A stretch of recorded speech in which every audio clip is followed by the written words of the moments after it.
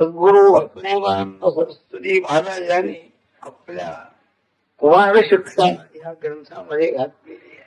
शिरो गावामध्ये घातलेली आहे. गुरुचरित्रामध्ये मात्र ती आलेली नाही. शिरोलाही ते विठ्ठला गेले होते, असे जात असते. अमरापूरला ज्याप्रमाणे गेले शेवट्याच्या शिंगाची कथा झाली, तो वेळ उपटून टाकला. अजून ते स्थान आहे, कोकणांचा वाडा अजून आहे, ती जागा दाखिला.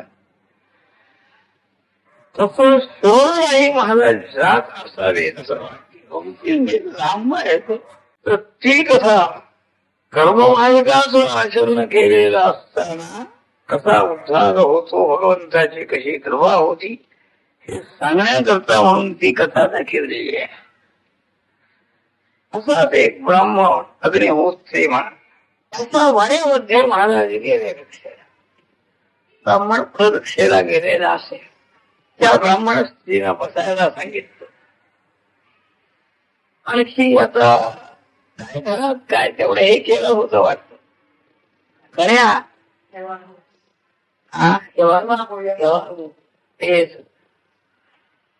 त्याला गेले, म्हणाले महाराज पात्र नाही, कशावर वाढायचं कशावर. मग महाराज बाहेर गेले, म्हणा एक दगड आणला, स्वच्छ धुतला तो, त्याच्यावरच वाढला म्हणा. आणि त्या बाईनं त्याच्यावरती वाढलेलं आहे. साक्षात भगवान श्री हरी आहे या भावनेनं ते वाढलं. तेच अन्न खाल्लेलं आहे. आशीर्वाद जेव्हा महाराज आले तर त्या पाषाणावरती महाराजांची आणखी बोट उठलेली आहे. तिचं पादुका नाही आहे, भोजन भात त्याला म्हणतात. तरी ही कथा थोरल्या महाराजांनी आपल्या कुमार शिक्षेमध्ये घातलेली आहे. कर्मयोगाचं आचरण केलेलं असताना भगवत कृपा कशी होते हे सांगितलं. ती असावी. याप्रमाणे जास्तीत जास्त महिमा वाढत चाललेला आहे. मग महाराजांनी विचार केला, वृद्धोक्त महिमा संत आया संती इतरोपि आता गंतव्यं क्वाप्यस्तेयं साक्षात पत्रे तथा. सज्जन येतील आणि दुर्जनही येतील. इथं आता जास्ती दिवस राहणं बरं नाही. म्हणजे महाराज खरोखरच जाणार होते किंवा गेले असं समजता येत नाही. तिथून निघून जायचं म्हणजे बाह्य दृष्टी नाही. एका स्तोत्रामध्ये महाराजांनी वर्णन केलेलं आहे.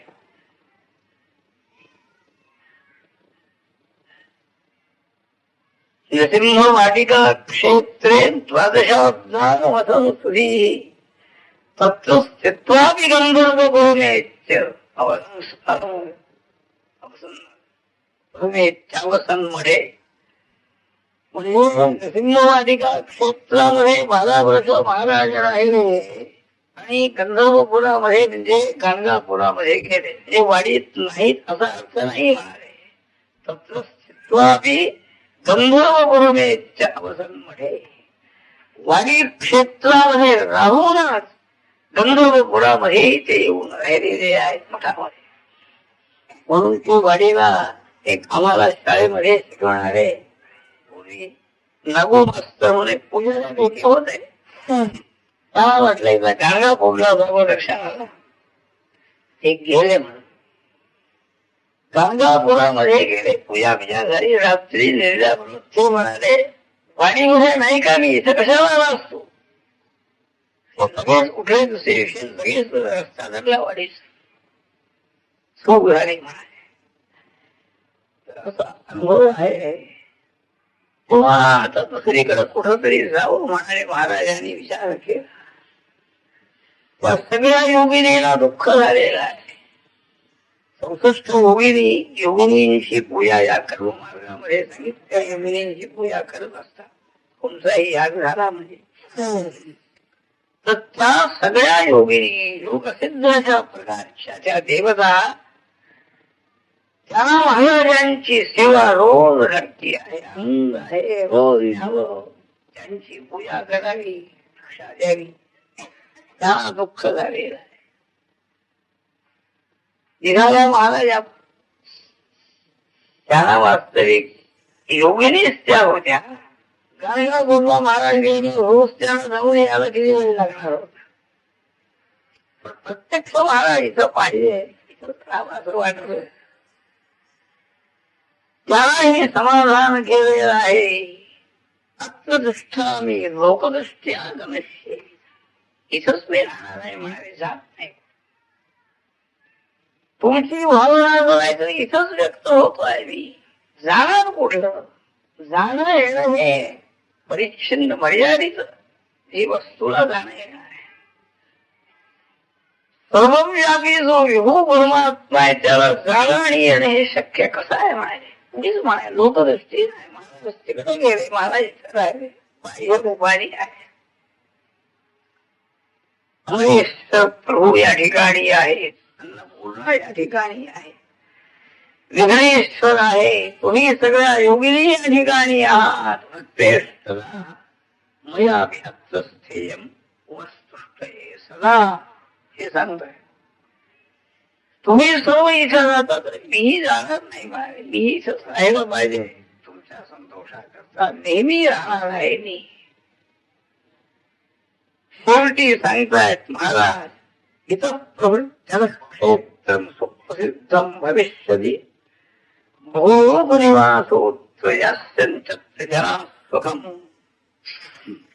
प्रवर्तितत्वम. प्रसिद्ध झालं म्हणतात. यापुढे हे क्षेत्र फार प्रसिद्ध होणार आहे. अनेक लोक या ठिकाणी येऊन राहतील, कार्य होतील. अनेक प्रकारचे जे रोग आहेत ते सगळे रोग आणखी या क्षेत्रामध्ये आल्यानंतर त्या रोगवालाही दूर होईल.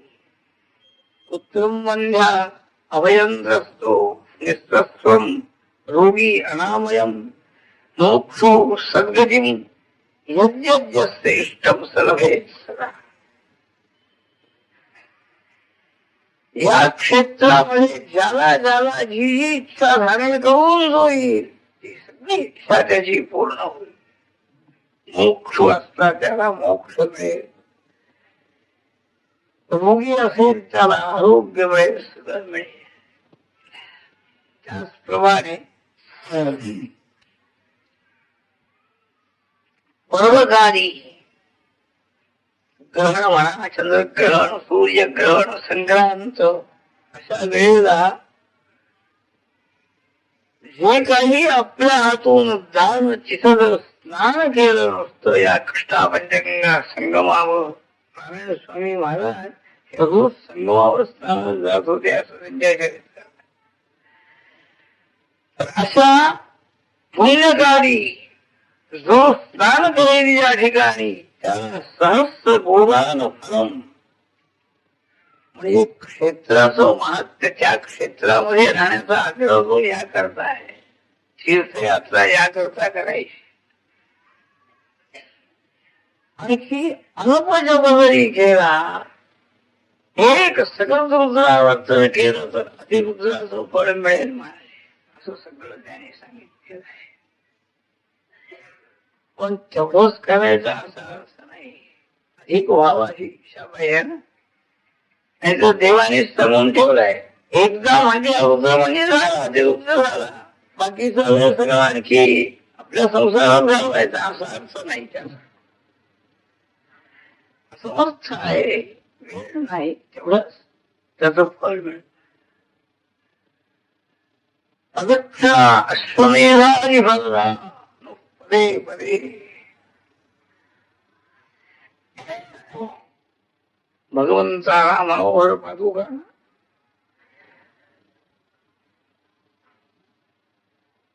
जर प्रदक्षिणा केली तर अश्वमेधारी यज्ञाचं फल उत्पन्न.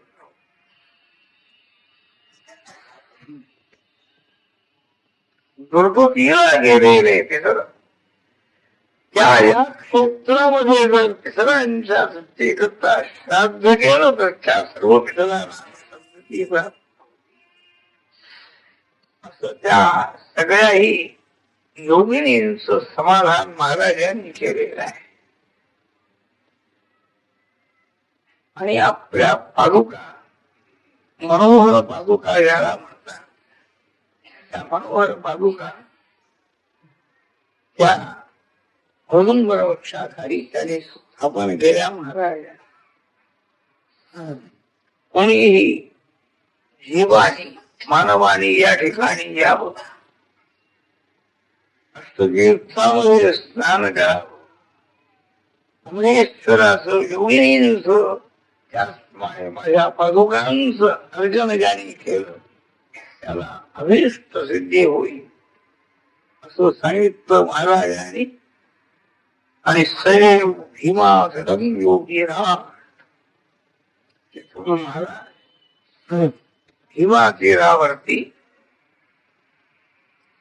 गाणगापुरामध्ये येऊन राहिलेले आहे. मध्ये एक चरित्र महाराज इथून गेले, आम्ही इथंच राहणार आहोत महाराजांनी सांगितलेलं आहे. पण महाराज इथं आहेत कशावर हे समजण्याकरता म्हणून एक चरित्र घातलेलं आहे. पुढचं सगळं चरित्र म्हणजे गाणगापुरामध्ये झालेल्या कथा त्या पुढे आणखी सिद्धांनी नामधारकांना असते. काही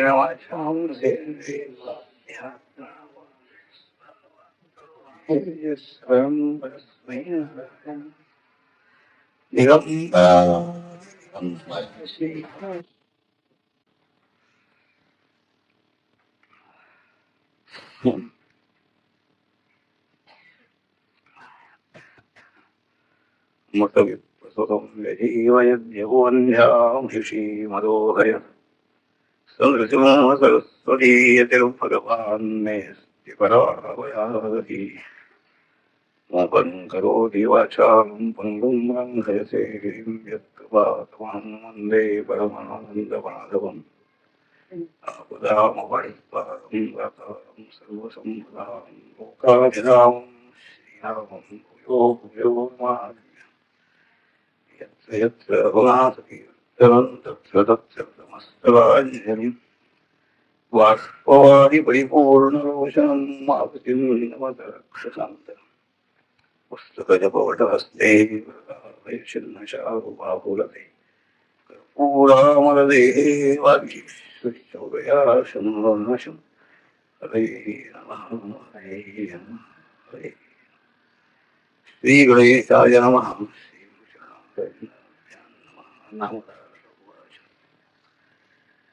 गती भगवत्यं कृष्णावेणी तथा शर्मात् कस्मात् तत्रैव प्रियतां कार्यसिद्ध्यः कुतो वद.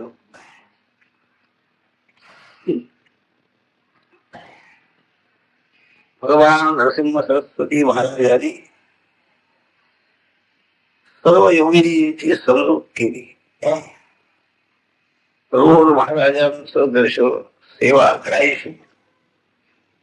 त्यांना सुद्धा आणखी महाराज आता गाणगापुरात जाणार याबद्दल आणखी दुःख झालेलं आहे. परंतु आम्ही इथंच आहोत.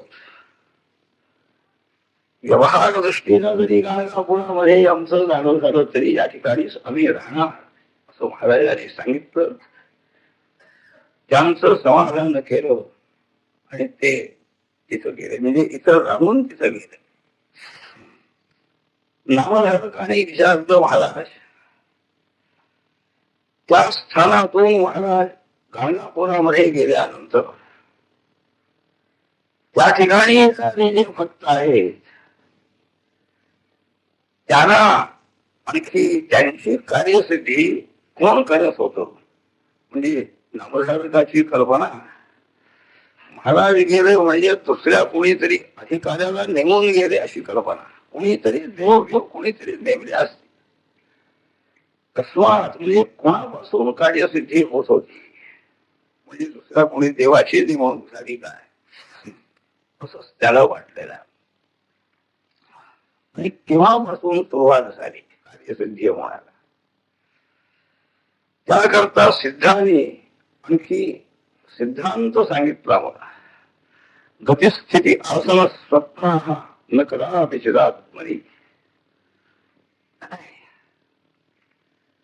मानुषी तस्य नराम कधी काढला. महाराज गेले आणि राहिले वगैरे काही नाही म्हणाली वस्तुता. परमात्मा अहंकार जो परमात्मा आहे, सर्वव्यापी तो आहे. सर्वव्यापी म्हटल्यानंतर तो जाणं येणं कसं शक्य आहे? जायचं म्हणजे ज्या ठिकाणी नाही तिथं जायचं नाही असं नाहीच आहे. गाणगापुरामध्ये महाराज गेले म्हणजे गाणगापुरामध्ये नाही पूर्वी असं म्हणावं लागेल. इथून गेले म्हणजे या ठिकाणी नाही असं म्हणावं लागेल. तर त्याला कोणतीही क्रिया नाही, गती नाही. आणि गती निवृत्ती म्हणजे स्थिती, राहणं हेही नाही. निद्रा नाही, असं म्हणजे कुठेही राहणं बसणं वगैरे काही नाही. निद्रा नाही याबद्दल आणखी सामान्यतः उल्लेख आहे भगवद्गीतेमध्ये.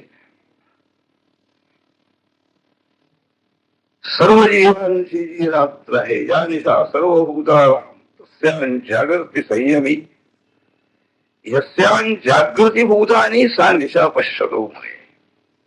रात्र नाही याचा अर्थ निराळा आहे. आत्मस्वरूप हे अविद्येमुळे जीवाला भासत नाही. भौतिक पदार्थाकडेच त्याचं लक्ष आहे. तेव्हा स्वयंप्रकाश रूप आत्मा हे आनंदघन ती सर्व जीवांची रात्र आहे म्हणजे नाही असं त्याला काही अंधार आहे. तस्यां जागृती संयमी सर्वभूत या ठिकाणी निद्रित असतात, आत्मस्वरूप भान नाही. तिथं संयमी ज्ञानी महात्मा जागृती आत्मस्वरूप त्याला आणखी परिपूर्ण भासते. आणि यस्यां जागृती भूतानी हे जे अविद्यात्मक सृष्टी आहे या सृष्टीच्या ठिकाणी सर्व भूत आम्ही जागे आहोत असं म्हणतात. जागृती म्हणजे जागे आहे असं नाही आहे. सा दिशा पश्यतो म्हणे. आत्मस्वरूप ज्याला पाहायला मिळालं त्याला ही सर्व सृष्टी अविद्या कार्य ही रात्र आहे असं त्याचा अर्थ केलेला आहे आचार्य महाराजांनी. परंतु हे जे निद्रानिक दोष आहे हे दोष कोणत्याही याचा राहिलेले नाही आहे. क्षुधा हेही दोष आहे. प्राणमय कोशाचे ते विकार आहे. त्याचप्रमाणे सुषुप्ती निद्रा हा एक अविद्येचाच परिणाम आहे.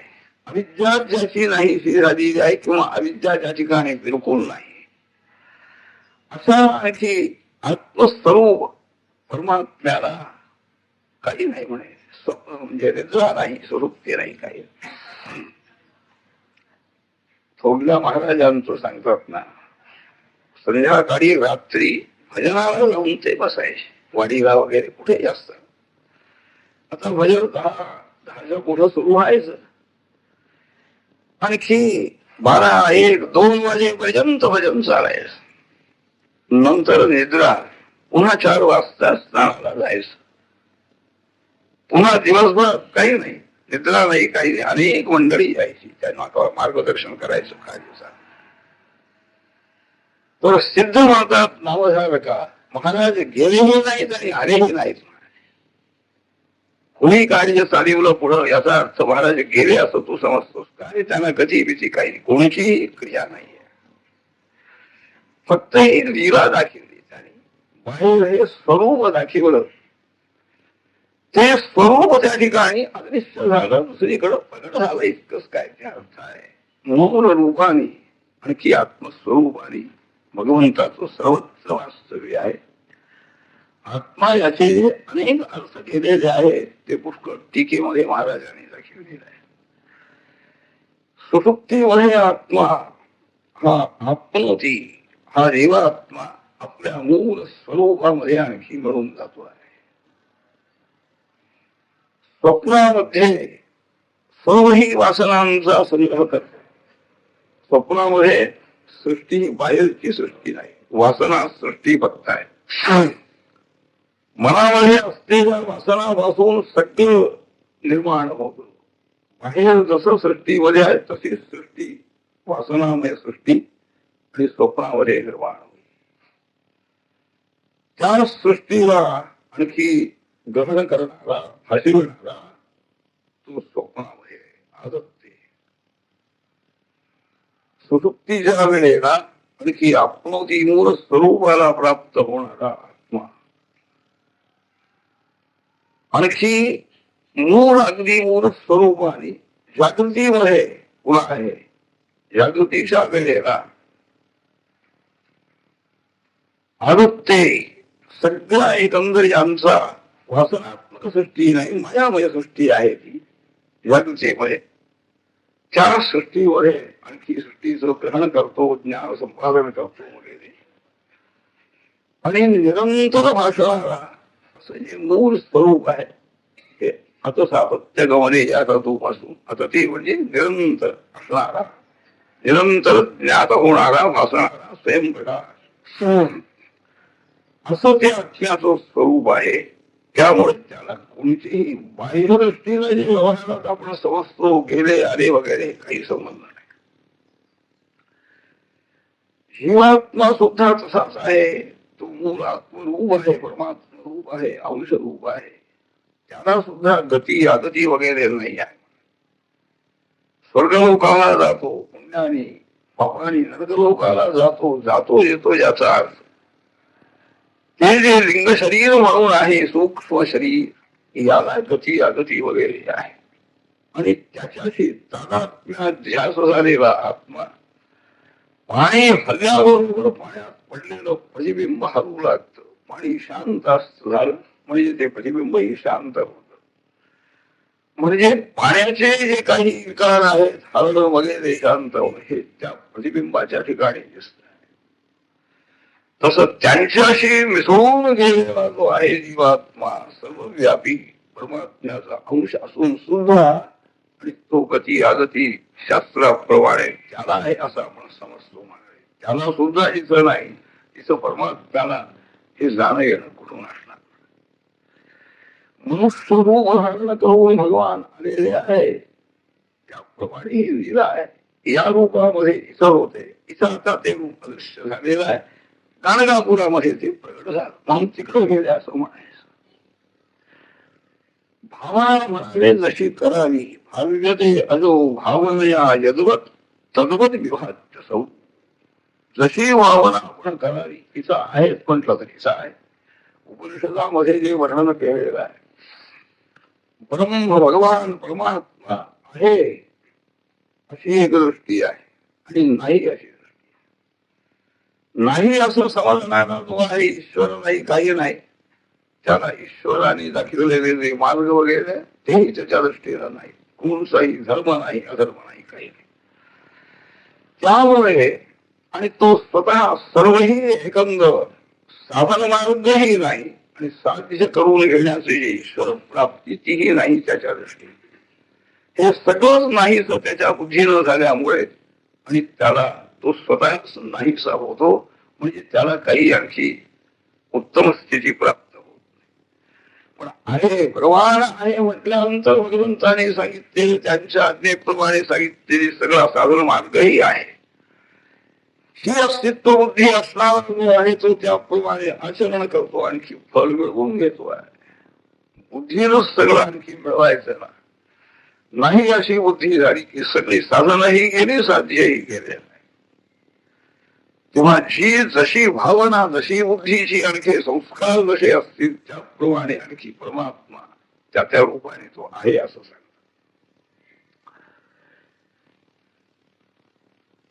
योगिनी वरदानादि गंगाश्रुतम ते ते भक्त्या भजम तत्स तमसत कामलो. परमेश्वर या ठिकाणी आहे नरसिंहवाडीमध्ये. हे सर्व लोकांना समजायला कारण म्हणजे तो गंगानुज झाला. गंगानुजाने प्रत्यक्षच पाहिलेला आहे. नदी जलामध्ये महाराज गेले, तिथं सगळ्या योगिनी आहेत, 64 योगिनी. त्यांनी त्यांची पूजा वगैरे केली, भिक्षादान केलं, हे सगळं पाहिलं त्याने डोळ्याने. महाराजांनी त्याला सांगितलं सांगू नकोस, पण त्याला राहवलं नाही. महाराजांच्या विषयाची श्रद्धा बाळगणारे लोक, श्रद्धा बाळगणारे काही होते त्यावेळेला, त्यांना सांगितलं नाही. की असं असं मी पाहिलंय महाराज जातात येतात त्या योगिनी आहे, त्या वरदान महाराजांनी केलेलं आहे, त्यांची सेवा मी पाहिलेली आहे. हे ज्या सर्व लोकांना श्रद्धाळू लोकांना समजलं त्यावेळेला तेही भक्त झाले, येऊ लागले. म्हणून ती लोकांची योजना सुरू झाली.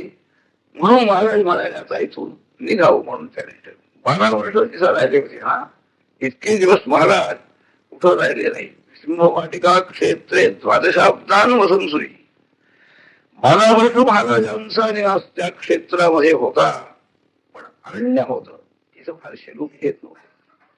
गंगावंगाने हे सगळं प्रकट केलेलं आहे की हे स्वामी महाराज म्हणजे साक्षात परमेश्वर आहे. तो सहज पाहून आला, स्थळीला जाऊन आला, सकाळी गेला, संध्याकाळी आला सुद्धा.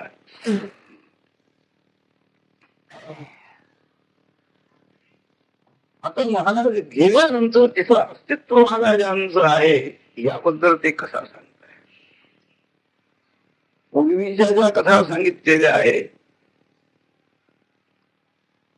सद्गुरूंची कृपादृष्टी ज्यांच्यावर झाली ते जरी अर्थार्थी संसारामध्ये जरी आणखी त्यांचं मन गुंतवून गेलेलं असलं तरी त्यांचाही उद्धार झालेला आहे. आता यांचं लक्ष इकडं नाही आहे, केवळ विषय आसक्त अशा प्रकारचे जे आहे त्यांच्यावरती दया करण्याकरता आणि महाराजांनी त्यांचाही उद्धार केलेला आहे. काय होईल म्हणाले की अशी एक शक्ती आहे, असू शकते, याची जाणीव त्यांना होईल. नास्तिक आहे तसं नाही, नास्तिक असून सुद्धा इकडं लक्ष नाही, संसारामध्ये लक्ष गुंतवून गेल्यामुळे भगवंताकडे लक्ष नाही. असांचा उद्धार झाला तर अशी एक ईश्वर शक्ती आहे ही भावना त्यांना होईल, जाणीव होईल आणि ते या मार्गाला लागतील. हे फक्त वात्सल्य याचा अर्थ हा आहे. त्यांनी इकडं वळावं म्हणून अशा लीला त्यापैकी कसा सांगताय. एवं सरी तत्त्वत्व दुःखिता काचित द्विजसती विप्रां स्वस्त्यर्थं शरणं ययौ. शिरोगांची ही कथा आहे. 2-3 मैल आहे ते गाव शिरो. त्या गावामध्ये एक ब्राह्मण राहत होता, दरिद्री होता. त्याची स्त्री, दोघे आणखी भाविक होते. परंतु प्रारब्ध कर्म असं विलक्षण आहे. त्या स्त्रीला 4-5 मुलं झाली आणि ती सगळी गेली मुलं. एकही मुलगा जिवंत राहिला नाही. मग गावामध्ये असलेली जी काही ज्योतिषी वगैरे मंडळी होती, शास्त्राभ्यास केलेली मंडळी,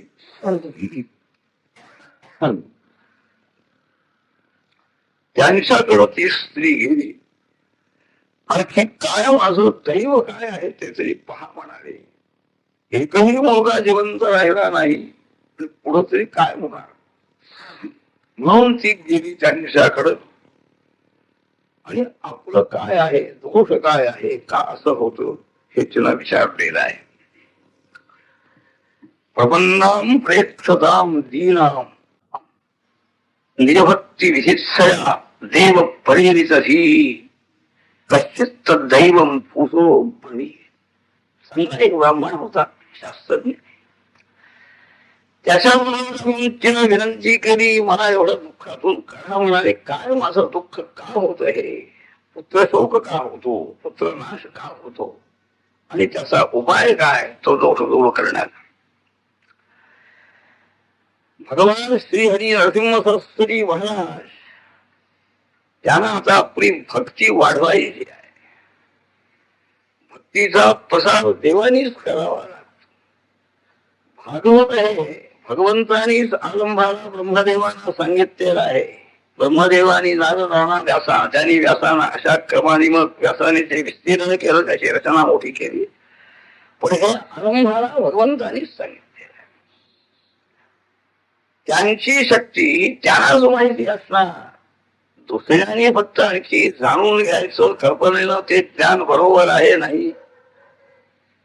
तसं स्वतःची भक्ती आणि ही आता वाढली पाहिजे या इच्छेनं त्या ब्राह्मणाला देवानेच त्याच्या बुद्धीला प्रेरणा केली. तो जो आता सांगतो आहे त्या स्त्रीला पुत्रनाश किंवा पुत्रशोक काय कशाने होतो, तुझा कोणचा दोष आहे हे सगळं सांगतो आहे तो ब्राह्मण. त्याला महाराजांनी देव प्रेरित दिली, देवानीच त्याला बुद्धी दिली आणि त्या बुद्धीनं तो सांगतो. म्हणजे अशी ही बुद्धी असू शकते किंवा होऊ शकते एखाद्या वेळेस. न तो ज्योतिषशास्त्र त्याला रेणू असं मुद्दाम टीकेमध्ये लिहिलेलं आहे. ज्योतिषशास्त्राचाही त्यांनी अभ्यास केलेला होता, धर्मशास्त्राचाही अभ्यास केला होता. त्या शास्त्राच्या आधाराने त्या विज्ञानाने सांगितलं नाही त्यांनी, त्यालाही काही स्फूर्ती झाली त्याप्रमाणे त्यांनी सांगितलं. त्याने सांगितलं हे साध्वी स्त्री दोष काय होता, संततीचा नाश का होतो म्हणाले, त्याची पुष्कळ कारण त्यांनी सांगितलेली आहे. ब्रह्महत्या दोष महापापापैकी एक पातक आहे. भ्रूण हत्या दोष, बालहत्या करणं, आपल्या गर्भाची हत्या करणं, गायीची हत्या, श्वान त्याचप्रमाणे अश्वमध्ये यांचं हत्या करणारा, परत द्रव्य हरण करणारा, ब्रह्मस्व हरण करणारा, सुवर्णसूर स्नेह करणारा, असा पापी जो असेल त्याला जन्मांतरामध्ये फळ भोगावं लागतं. समांगता सांगतायत अगोदर. त्यातल्या त्यात ब्रह्मस्व हरण करतो, भूखंडाचं किंवा याचं जे भस्म आहे म्हणा काही, ते सुद्धा जीर्ण करता येईल म्हणाले. परंतु ब्रह्मस्वंत स्वरूपेषु कथंजीवेश्वरी, ब्रह्मस्वरूप हरण केलं गेलं तर तो दोष मात्र आणखी जाणार नाही म्हणाले.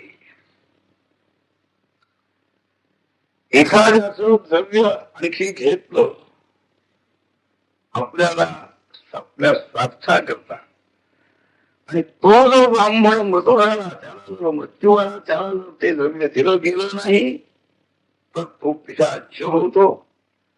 आणि ज्याने आपलं द्रव्य हरण केलेलं आहे त्याच्या वंशाचा नाश करण्याचा तो प्रयत्न करतो. हे सामान्य सांगितलं. आता त्या स्त्रीचा दोष सांगतो की भाई, पूर्वीच्या जन्मामध्ये शौनक गोत्रामध्ये उत्पन्न झालेल्या एका ब्राह्मणाकडून तू 100 रुपये ऋण म्हणून घेतलं होतस.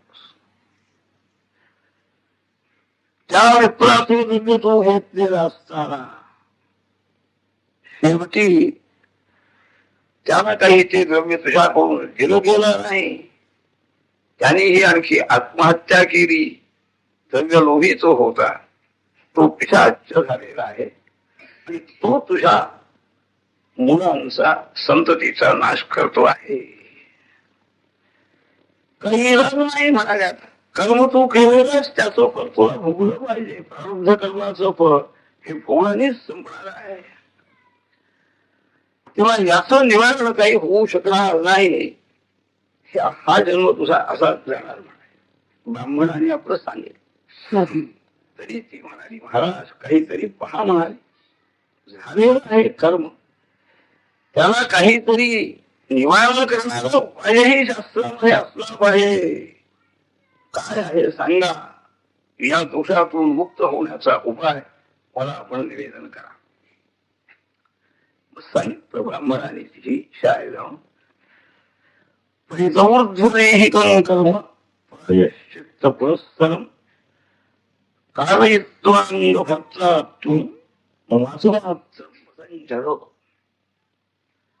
कृष्ण पंचनदी योगे स्नात्वा श्री गुरु पादुकां उदुंबरम चाष्टतीर्थ स्नानपूर्वं समक्षयो.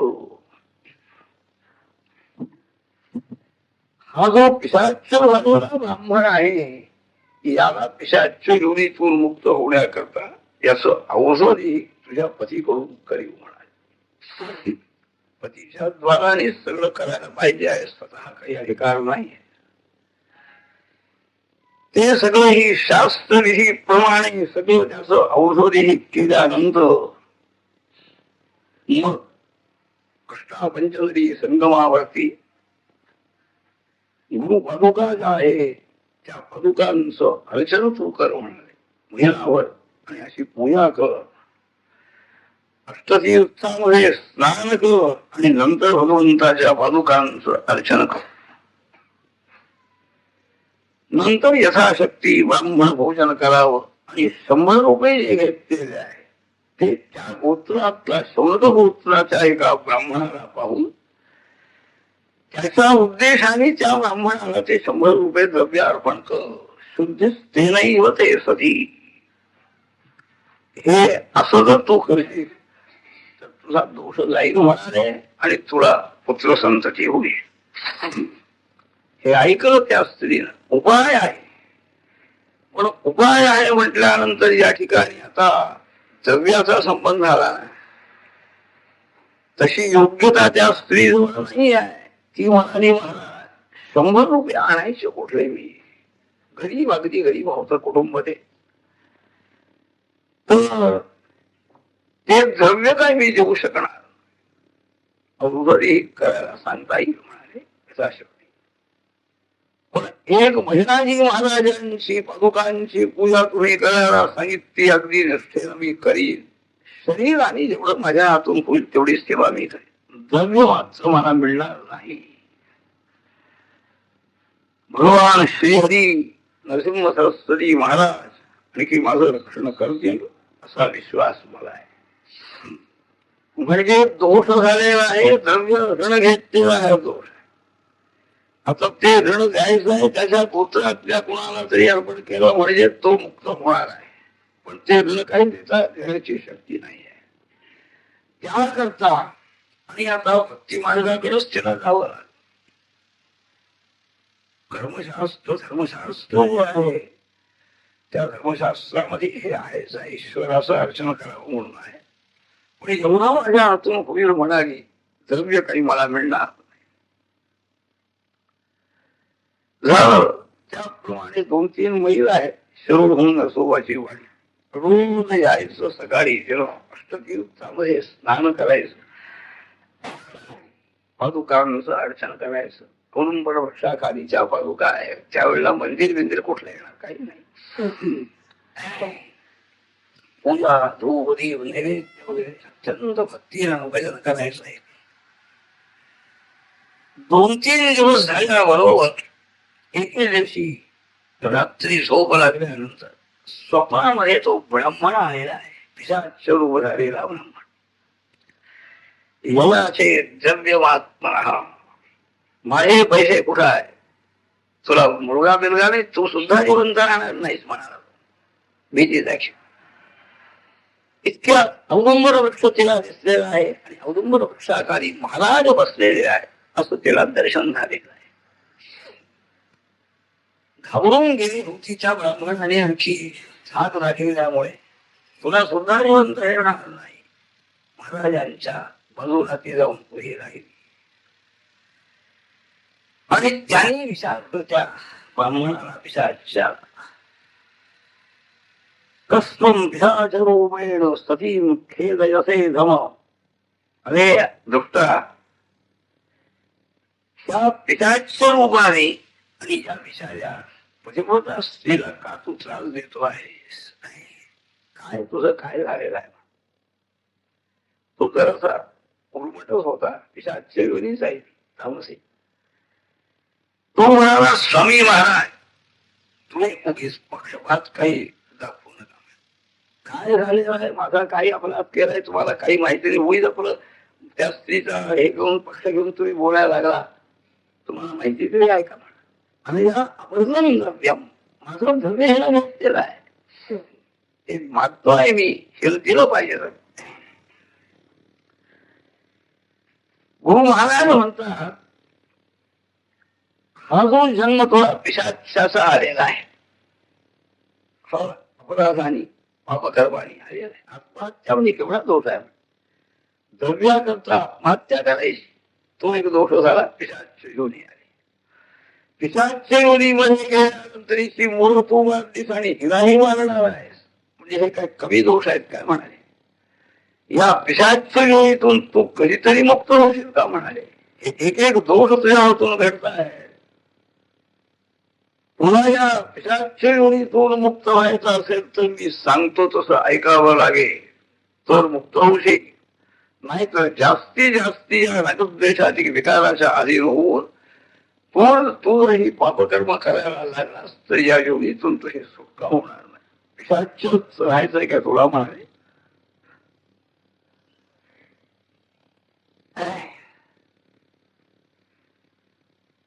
पूर्वीच्या जन्मात ह्या बाईनं लग्न घेतलंय म्हणाले.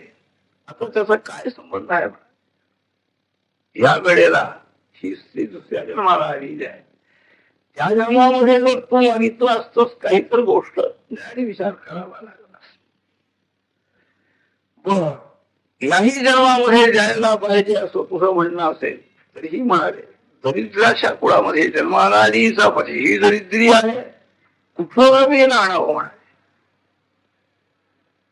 म्हणून या स्त्रीनं आपल्या पतीकडून तुझं और्ध्वरेहित कर्म करावं शास्त्राप्रमाणे आणि जितकं काही मिळेल शक्तीप्रमाणे द्रव्य तुझ्या गोत्र आपल्या ब्राह्मणालाही देईल म्हणाले. त्यामुळे कोणत्या तरी ब्राह्मणाला म्हणजे मुक्त होईल. तुला काही द्रव्य घेता येणार नाही ना. तुला द्रव्य कुठं द्यायचं. तुझी योनीच तशी आहे. अन्न पाणी सुद्धा तुला खाता येत नाही. अशा योनीमध्ये जन्माला आलेला आहे. हे जर तुला पसंत असेल तर तू या योनीतून मुक्त होशील म्हणा. नोचेत नेदंत्वा मरुषते चेत्ताम रक्षामी स्वेच्छया.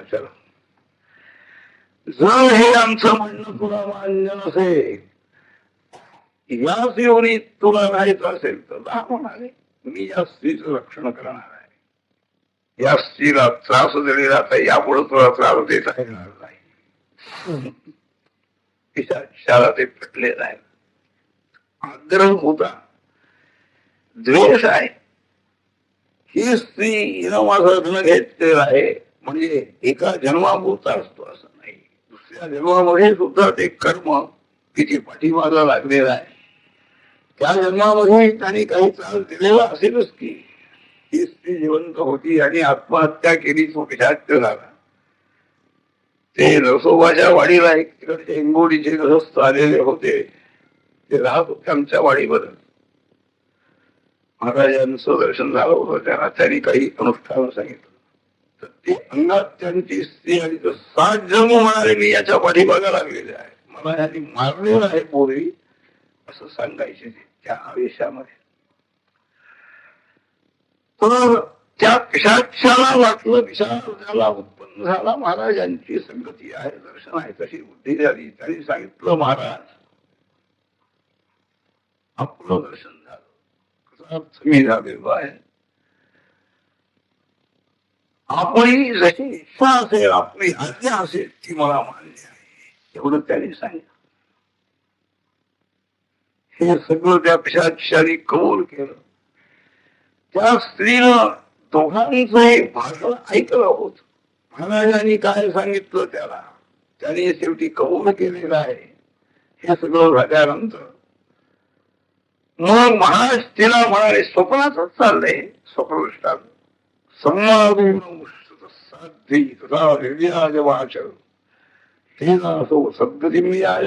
वंशवृद्धिश्चते काय आमचं दोघांचं पूर्ण झालं हे तू ऐकलेलं आहेस म्हणा. त्याप्रमाणे कर तुझ्या शक्तीप्रमाणे कर. धर्मशास्त्रामध्ये शक्ती ही मान्य केलेली आहे. इतके पैसे इतकं दान केलंच पाहिजे असं नाही आहे. शक्ती असताना केलं नाही तर दोष. शक्ती नसेल तर आणखी जेवढी असेल तेवढं करायचं म्हणून ते सांगताय. काही द्रव्य आहे आणि द्यायचं नाही असं करू नकोस म्हणजे यालाही सद्गती मिळेल. पिशाच्योनीतून हा मुक्त झाला म्हणजे तुझी वंशवृद्धी होईल असा संवाद ऐकला. त्या स्त्रीनं महाराज गुप्त झालेले आहे. जागी झाली ती आणि पतीला उठवून सगळं स्वप्न सांगितलं. लगेच दुसऱ्या दिवशी सगळी तयारी केली. स्मशानामध्ये जाऊन ते सगळं अवघड हे कृत्य केलेलं आहे. पिशाचालाही सद्गती मिळाली. पिशाच्या योनीतून तो मुक्त झालेला आहे आणि इथून पाप नष्ट झालं. अपरे आणि तत्स्वप्ने परे विन्यस्य चांशुके तामः पूजयित्वा जो विप्रान् पुंसपरे. दुसऱ्या दिवशी पुन्हा स्वप्नामध्ये महाराजांचं दर्शन झालेलं आहे. तिच्या ओटीमध्ये त्याने 2 फळं टाकली. नारळ ब्राह्मणाला भोजन दे म्हणाले. ब्राह्मण सवितर्पण कर. आणखी ही फळं वगैरे हे भक्षण करतो. स्वप्नामध्ये जी फळं ओटीमध्ये टाकली होती जागी झाल्यानंतर ते दोन्ही नारळ आपल्या ओटीमध्ये आहेत असं त्याला मिळालेलं. स्वप्न सुद्धा खरी होणारी असतात अशी काही आहे सूचक स्वप्न. ब्राह्मण भोजन केलेलं आहे. आणखी फलभक्षण केलं. काही दिवसांनी ती गर्भिणी झालेली आहे. 10 महिने 10व्या महिन्यामध्ये आणखी 2 मुलं तिला झाली. जुळी मुलं झाली. त्यानंतर शातकर्म संस्कार ब्राह्मणाने केलेला आहे. त्याच्यानंतर दुसरा जो आहे म्हणजे 2 मुलं झाली. ज्येष्ठ मुलगा त्याचा आता उपनयन करायचे 8 वर्ष झाली त्याच्या वयात. मागाहून जन्मलेला ज्येष्ठ असतो असं सांगितलं महाराज. अगोदर त्याचं झालेलं असतं ना म्हणून तो ज्येष्ठ. तर ज्येष्ठ पुत्राची मुंज करायची उपनयन करायचं सगळी सामग्री तयार केली ब्राह्मणाने. इतके दिवस सगळी मुलं कोणी गर्भातूनच मेलेली जन्माला आली. कोणी जन्माला आल्यानंतर गेली. अशी 4-5 मुलं तिची गेली होती. सगळेही तो पिशाचही आला. त्याने कबूलही केलेलं सगळंच तिला आणखी स्वप्नामध्ये कळून आल्यामुळे ती निश्चिंत होती. महाराजांची कृपा झालेली आहे आणि आता आपल्याला काही भीती नाही. पाप गेलं आपलं. पण असं आश्चर्य झालं. तो ज्येष्ठ मुलगा ज्याची मुंज करायची होती त्याला एकदम आणखी शेवटी ज्वर झाला. संधिपात ज्वर. आणि ज्येष्ठ पुत्रो ममारही सिद्ध सांगतात नाव झालं का. ज्याची मुंज करायची त्या मुलाला आणि मृत्यू आलेला आहे. अतिशय दुःख झालं. त्या रडू लागली बिचारी. डोकं वळवून घेतली आहे. छाती वळवून घेतली आहे. मुलाला हात मारती आहे. कुठं गेलास मारतो. किती आनंदी होतास. ती समजूत अशी झाली. मत झाला असं नाही. मग लवकर आहे दूध पी म्हणाले. जेवणाची वेळ झाली. भूक लागली असेल तुला. तुझी सगळी मित्रमंडळी तुला बोलावत आहे. लवकर उठून निघू नकोस नाहीतर मी प्राणत्याग करेन असं म्हणते आहे. गर्भातूनच माझी 3 मुलं गेली. ते सगळं दुःख आजपर्यंत मी भोगलं म्हणाली. परंतु तू जन्माला आल्यापासून आणखी ते सगळं विसरून आनंदामध्ये मी होते. सुखात होते. आणि तू एकदम सोडून गेलास. मला वृद्धावस्थेमध्ये आम्ही आलेलो आहोत. आमचं संरक्षण करणं हे तुझं कर्तव्य आहे. ती आहे बिचारी. त्याबरोबर बाकीची मंडळी समजूत करतायत. काय म्हणाली बाई रडून काय करणार असं. देव ऋषी दानव जे जे मोठे मोठे म्हणून जे आहेत त्यांना सुद्धा मृत्यू चुकलेला नाही आहे. काळ हा कोणाचंही विस्मरण काळाला होत नाही. बरोबर त्याच्या वेळेला तो घेऊन जातो. मनुष्यांची काय कथा आहे. रामकृष्णाने अवतार सुद्धा काही काल पर्यंत राहिले आणि नंतर वेधामाला गेलेले आहेत. काय कशाला शोक करतीस तू बाई. विचार कर. त्या वेळेला त्या स्त्रीनं सांगितलं अहोमत पिशाचोत्तम दोन्ही कृत्य भयं भेमे येन देवेन यद्दत्तं परं तद् विफलं कथम. एकदम तिच्या मनावरती परिणाम झालेला आहे. ईश्वरावर विश्वास ठेवावा, श्रद्धा ठेवावी असं शास्त्र सांगताय. श्रद्धावान भवते ज्ञान. मुख्य अंतरंग साधन म्हणजे श्रद्धा आहे. बाकीच्या साधनापेक्षा श्रद्धा हे साधन मुख्य आहे. ती श्रद्धा मला उत्पन्न झाली प्रत्यक्ष. ते मी पाहिलं म्हणाले. पिशाचाची भीती, ती भीती सगळी परमेश्वराने दूर केली माझी. आणि मला हे फल म्हणजे पुत्र त्यांनी दिलेलं आहे. त्याने दिलेलं हे फळ आणि नाहीस कसं झालं म्हणाले, हे मला आणखी कोड वाटत आहे. त्यामुळे आणखी वाईट वाटत. ईश्वराचं वाक्य, ईश्वराने दिलेलं वचन जर खोटं होत असेल, मग त्याची सेवा कशा करता करायची, का सेवा करतात? विभीषण, ध्रुव वगैरे मोठे मोठे भक्त झाले आम्ही चरित्र ऐकतो म्हणाले. त्यांना हे माहिती नाही काय की देव काही सत्यनिष्ठ नाही आहे. कशाला त्यांनी सेवा करा. किंवा मला तर इथं राहायचं नाही, जिवंत मी राहणार. ईश्वराची भक्ती हे साधन आणखी मोठ्या मोठ्या संतांनी महात्म्याने आणखी सांगितलेलं आहे. आणि ते निश्चित साधन आहे. कधीही त्या साधनापासून आणखी आपली कार्यसिद्धी आणखी होत नाही असं कधीही झालेलं नाही. सर्वांनी अनुभवाने सांगितलेलं साधन ते आणखी खोटं ठरलेलं आहे. करून जरी स्वतःच असलं तरी ईश्वराची आवश्यकता कशाला आहे पुढं सांगणार आहे.